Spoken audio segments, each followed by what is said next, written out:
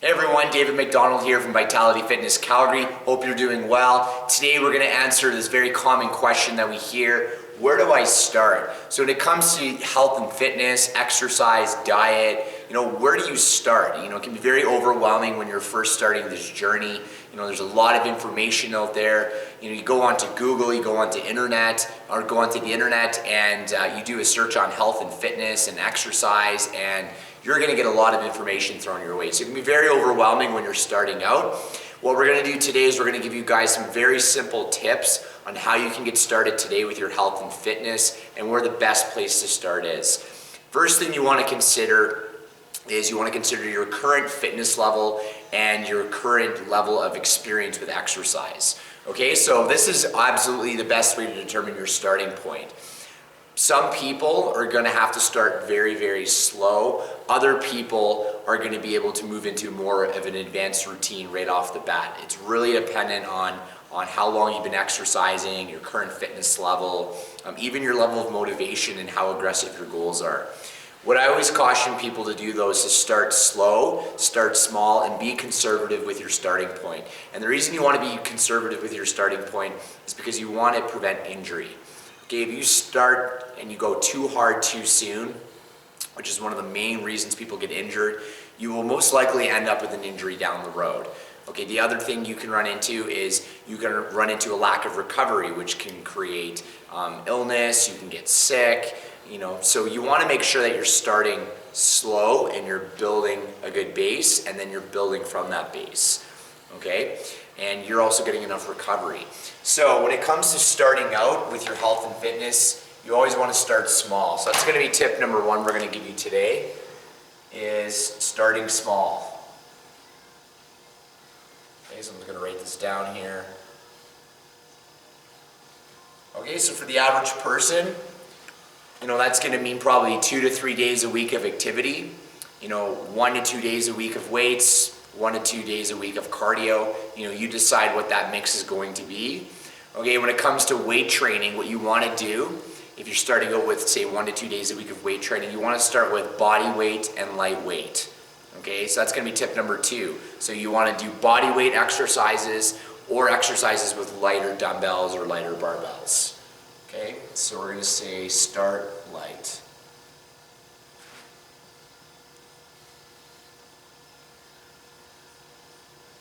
Okay, so start light. So that could mean body weight. It could mean lighter dumbbells, like I said, lighter barbells. Now, some people might be thinking, well, I have a lot of excess body weight. That's not going to be lightweight. Body weight is still a beginner level of resistance because you're not taking on an external load.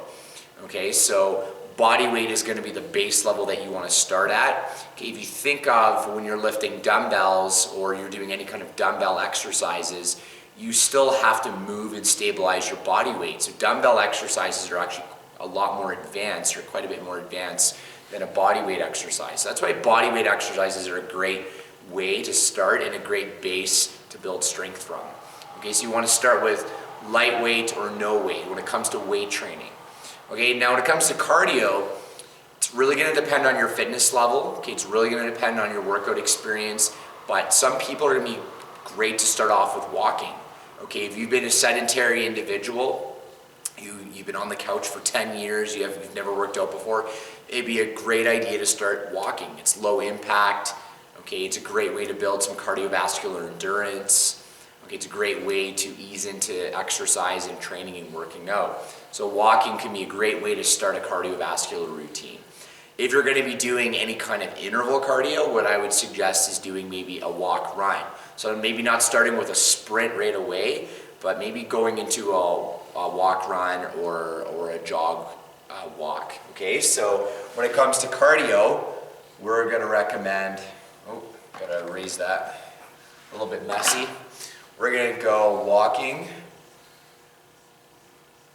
okay, or walk/run combo. Okay, so walk or walk/run combo. Great way to start, great way to ease into the routine, ease into cardiovascular exercise. Now, the other thing that's probably coming up for you is, well, okay, I start with light weights and I start with walking or walk-run combos, how much of that should I do? Okay, how many sets, how much time? It's a very difficult question for me to answer without knowing who you are and knowing what your experience in your past has been with exercise. But to give you some very general guidelines, for weight training, like I said, about 2 days a week is a good starting point.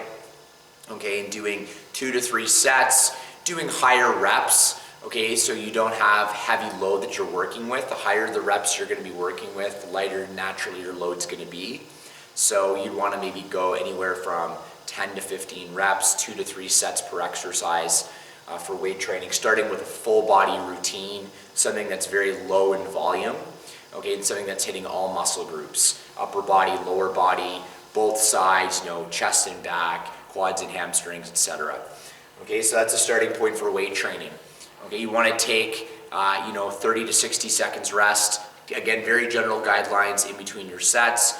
You want to be weight training for anywhere from a half hour to 45 minutes to start per session.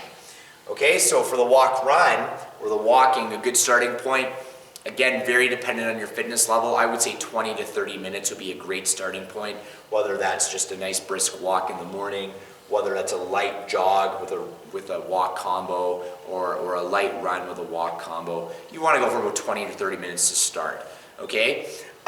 When it comes to the walk run, if you're beginning that or you're starting from that, you want to maybe jog or run for 30 to 60 seconds and then maybe walk for 1 to 2 minutes. Okay, again, very conservative guidelines. We're getting lots of recovery and rest here, and we're not getting in a lot of work time in relation to the rest time that you're getting, but we always want to start conservative. Okay, we always want to start small and build from that to prevent injury down the road.